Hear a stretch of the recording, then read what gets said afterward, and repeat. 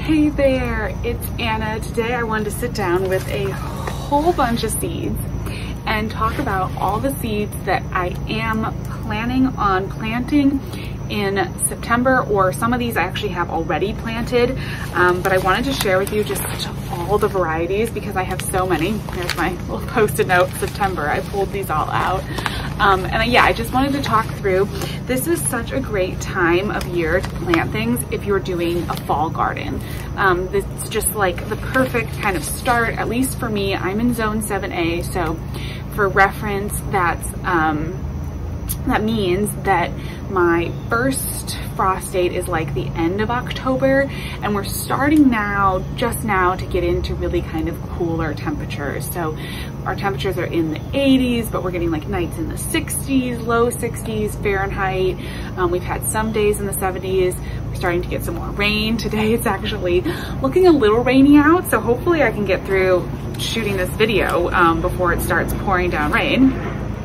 And also we have some people doing some mowing in the neighborhood, so hopefully the sound isn't too crazy. But let's talk about seeds. So one of the things I've been planting, and I started planting last month, were bunching onions, like scallions. Such a good plant to grow through the winter, especially if you're in a zone like mine. Like my scallions will grow all winter long and do really, really well. And so I like to plant them kind of continuously, really, if I can. But I planted some last month. Unfortunately, we had some bug damage. I had started a nice little succession of them. So I picked up another round of seeds, and I'm gonna be starting some more bunching onions. I just actually seeded a few, and then I am going to seed these. I'm not even gonna try to say that, but they're supposed to be really, really big bunching onions, and I'm hoping that that'll be good just like for the winter. And since they're gonna be growing in those kind of cooler temperatures over the winter, they'll get nice and robust and big, because sometimes in the fall garden, things do grow a little slower or stay a little smaller. So maybe starting with a kind of bigger variety that still has a nice scallion-like flavor, that says it never forms a bulb, like it's still gonna be a traditional green onion, but it might just help with kind of that cooler temperatures. I'll certainly let you know how that goes. But I've been putting in like Tokyo white long bunching onions. Those are my favorite. I've got some of those started in my next succession of bunching onions, and I'm kind of just gonna keep planting, keep buying more varieties as I go along. I also threw in some dill, one of my favorite herbs, and I've been really enjoying having fresh dill, but it was a little hard for me to get started in the spring. This is one that does pretty well in kind of cooler temperatures. Now this is a bouquet dill, so this is really one that's going to flower early. So as far as like using in tons of, you know, pickles and stuff, it's not as good because it mostly will just do flowers. Well, you can put the flowers into pickles for flavoring and seasoning and everything. But I just kind of added it to one of my beds already, actually, and I just added it in there to kind of maybe flower and add some prettiness. I'm just gonna kind of see how it goes growing it for the fall, because I've never really done dill in the fall garden, but I'm hoping that that'll be something that really works. Oh, here's some more of my bunching onions. All my seeds are kind of in a little bit of a mess because I've been planting and I just kept throwing them in a pile so that I could talk to you guys about them. One thing that I need to start planting are some radishes. I have just a cherry bell, which is like a classic little red lettuce, little red radish, and then I have just like a garden party mix. Not really anything specific about these varieties except for cherry bell is a pretty like classic size red radish, pretty consistent. I've had good luck with it, and I need to find just a couple places where I can pop in a few radishes. For me, again, I have to wait until the heat has died off, so now I can start thinking about planting radishes, but I find that if I plant them when it's warm out, they just grow greens and they never grow a good radish root, and it doesn't really work out. Like, it's not really worth it. I've also got some watermelon radishes. Again, I need to find a spot for these. Now these actually do well when they're started in the heat, so I do need to get those in the ground because our warmer days are kind of starting to come to an end now. So that, you know, that's something that I need to get going to. But September is a great time for radishes, probably in most areas. And radishes are one of those really fast crops, right? So they'll be producing, you know, harvest, some of them even within like 30 days. Amazing. Great for a fall garden. So, oh, mammoth dill, more dill. I have, like, over the last couple years, I have bought so many different packets of dill. So I just, you know, I just grab whatever I've got. I also have some chamomile, and I just threw this in to try to get some flowers. I didn't really check how many days to harvest. We'll see if we get flowers. I kind of wanted to just test and see how it would do in more of the fall garden setting. And then I did some peas. So I've been doing the Oregon sugar pod peas. If you saw my earlier videos where I started some inside, those were the Oregon sugar pod peas, and they did really well starting inside, and they've transplanted out. I've got a few in this container too that are starting to grow up. They've transplanted pretty well, which I know you'll hear mixed things about whether or not you can transplant peas, but they need the cooler temperatures to germinate, and I wanted to get kind of a jump on them. So I ended up transplanting a lot of them out from inside, and so far they've done really well. So that's another experiment that I'll keep you posted on. But I did pop a few more seeds just in the ground, and then I planted here in September some spring blush pea, which is just like a really pretty kind of like blush pink color pea. And these are really like just the nice classic snap pea, and they kind of look pretty. So I planted some of them on my arch trellis just so that they would be kind of pretty, and I'm hoping that it's cool enough now that they're gonna do really well. And I also planted some Green Beauty Blush snow peas. So the snow peas are like those flatter ones, and those are also really great. These Green Beauty Blush are really nice and big snow pea. I will probably reorder this variety because they were just so good, and just like nice, really big, happy peas that have been grown really easily and been super prolific. So a really nice variety there. And then after the peas and all those root vegetables, I did plant a few carrots. So let's see, I did the coral carrot. I planted these last month, and I planted another succession of them, partially because they were eaten, some of the seedlings were eaten by bugs, but they're another variety that is really just kind of like supposed to be pretty vigorous and doesn't need like perfect soil, and will just kind of grow in anything. So I was like, all right, that's my variety. And that September is a great time to sow carrots. I also have a few, I don't know where, let's see, Parisian, just like little round Parisian carrots. I sowed some of these too. And I actually I think I put a couple of these in my green stock to see how they would do growing in the green stock, because they're such small roots. You don't need that really deep like space for them to grow. So if you're growing in containers, that's a really good option.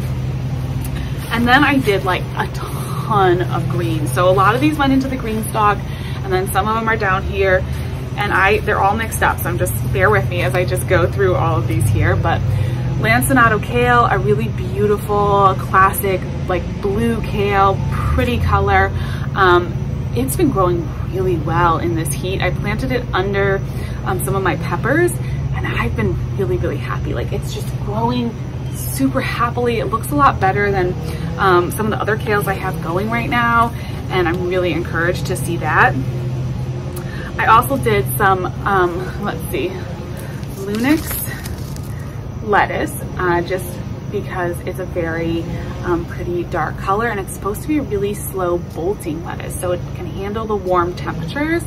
And certainly by the end of, its like lifespan here, it'll be in cool temperatures, but at least for getting started, it'll also be able to handle some of these warmer temperatures now in September, so that's great. September is a perfect time for lettuces, so I planted a bunch. This is a really pretty kind of like butterhead lettuce. I've had issues with some butterhead varieties, and so I'm kind of trying to just try different butter style lettuces and seeing which ones are going to work. And these are just kind of like, just another option for a butterhead lettuce. I did some Gabriella lettuce. I don't really remember the details on this one, but I'm just trying to get as many lettuces as I can into the ground. Merlot for some of this like kind of different texture and color. I do try to vary my textures and colors a little bit so that, you know, we have an interesting kind of salad bowl going on. And then I did a bunch of course, arugula. I have this slow bolt arugula, and I'm doing successions of arugula now. So I'm just trying to plant out arugula on a pretty consistent basis, like every week, so that hopefully I have good kind of successions of arugula going. And I do harvest like the cut and come again method with all of my greens. So I'll take the outside leaves and let the inside leaves continue to grow. So I'm always kind of harvesting baby leaves. But I still like to also do kind of like a little bit of a succession, just because if one plant starts to have issues, or, you know, we have an issue with like pests or anything, if I'm already in the succession mode, then it's just like, I know I'm gonna have more salad greens in the mix and ready to go. Okay. Here we are. Let's see, beets. I've been planting bull's blood beets. I planted these last month, and I have been planting beets again this month. I actually want to put a couple more seeds in this grow bag right over here, because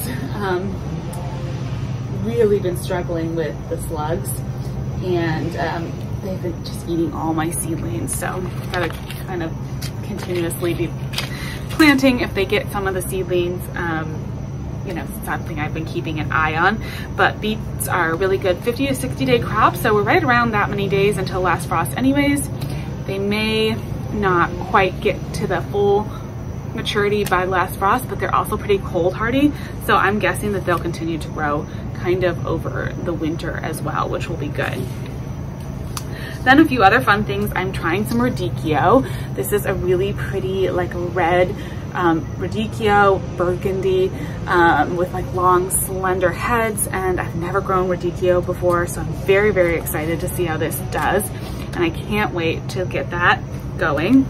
One of my favorite greens, watercress, really nice watercress. This one grows really well. They say it's supposed to be high yielding, and so I've definitely found that, and it is one that likes cooler temperatures, so it's definitely a good one for the fall garden. It tends to kind of get a little sad during the summer, so if you're interested in watercress, I recommend either like your early spring garden or your fall garden. That's one you can get planted while it's cool, and you can also grow it into the cooler temperatures. Then we've got some corn salad, which is another kind of like, it's kind of like a nutty sort of spinachy kind of lettuce green, a cool weather crop, but a really fun one. So got a bunch of that going.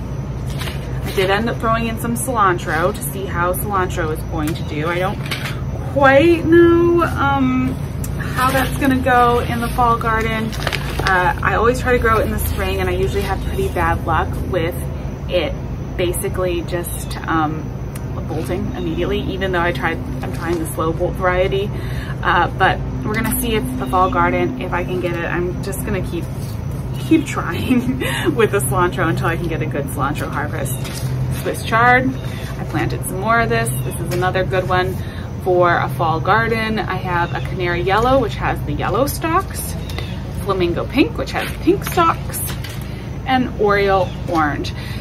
These didn't do as amazing in my summer garden as, like, I had the Ford Hook Giant, which got really huge and really did well throughout the summer garden. These ones weren't quite as vigorous, but I planted them in my green stalk, and I'm gonna be kind of curious to see how they grow with maybe a little bit less competition, because they'll be in those containers, but a great one for a container. I've grown Swiss chard in containers for many years, and I love it, and a great one for the fall garden. Super winter hardy, and for me in my winter, will grow all winter long.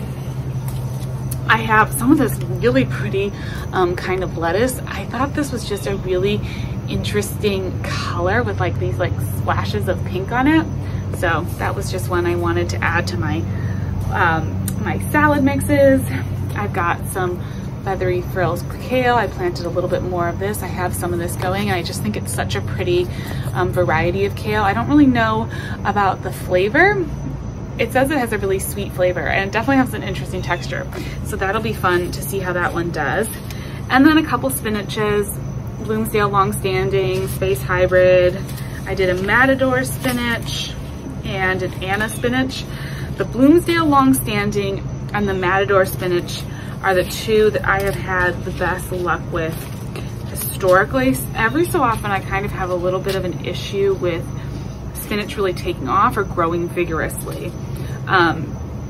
So those two, the Matador spinach especially, is a really, really good one. I'm trying to find the seed packet. This is the Anna spinach. I bought this one because it was Anna and my name is Anna. But I haven't actually had the best luck with the Anna spinach.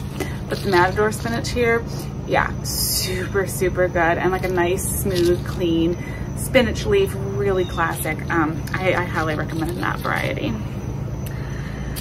Then I did some upland cressy greens just for an interesting kind of like spicy, kind of watercressy type of green, but another fun thing to add to your salad and something that will grow well in a fall garden, along with parsley, cool weather herb, definitely a great one to plant in September. Let's see, I've got some romaine, freckles romaine. I always like these like kind of freckly romaine style lettuces. I always find that they really grow well. It seems to me that anything that's in the romaine family tends to grow better just in my garden personally. So I've been growing a lot of those. And then I also did a deer tongue. I've actually had a hard time with this, but I needed to use up the seed packet. So I planted some of this, but like a red lettuce for more color. Dazzling blue kale, my favorite kale, the most delicious kale I've ever had is this dazzling blue kale. Beautiful, beautiful, beautiful colors, so sweet, so delicious. If you grow one kale, like that would be the one I would pick. Some more Swiss chard. This one is pretty vigorous. That one grows really well and has been really cold hardy for me in the past. That's the Burpee's rhubarb chard. So then also a Japanese giant red mustard and Morris Heading collards, two staples in my garden, both of which are just really vigorous, well-growing plants. They're super cold tolerant. This is super, super frost tolerant. So perfect to get started now. In September, will grow into a frost. In my winter, both of those will grow all winter long, no problem. Started some shallots. I've had mixed luck with shallots, but I'm always trying, you know, I'll give myself a few years to see if I can get something going. And then what else did I start? Okay, so a couple peas, another pea, these are the little garden marble. These are like the, more of like a dwarf style pea. So they only get like a couple feet tall and they don't need to be put on a trellis or anything. So I actually planted them in the front of one of my garden beds. And I think it's gonna be really fun to see how they grow up along that garden bed. Some wrinkled cress, just another different kind of cress. Some purple oric, which is a really interesting kind of spinachy looking crop. And it's supposed to be really high in a bunch of different vitamins and things. And I grew some of this last summer actually. It did pretty well even in the summer heat, but now I've got it in the in a container this year and for over the winter, and we'll see how it does, but it's supposed to do really well in that kind of setting too. So those are all the different seeds that I'm starting in September. I'm sorry my order wasn't quite as organized as it could be, but basically such a good time to do greens, peas, radishes, kales, spinaches, cabbages, collard greens, all of those kind of things, carrots. Like this is the time, amazing time to get them going. You know, if you have a harder winter, colder winter, maybe look for some of the varieties that are shorter day varieties. I'm kind of on the opposite side where I'm looking at things that can still tolerate a little bit of heat as well as the cold, and then a lot of these things will continue to grow throughout the winter. But as always, I will do lots of garden tours so you can kind of see how they all do, and hopefully we get a big old salad out of this garden. That's the goal. All right, well, I am going to get to work out here. As you can see, I have some violas to plant. I hope you are having a wonderful day in your garden. Let me know what you're growing in September, and I'll talk to you in the next video. Bye-bye.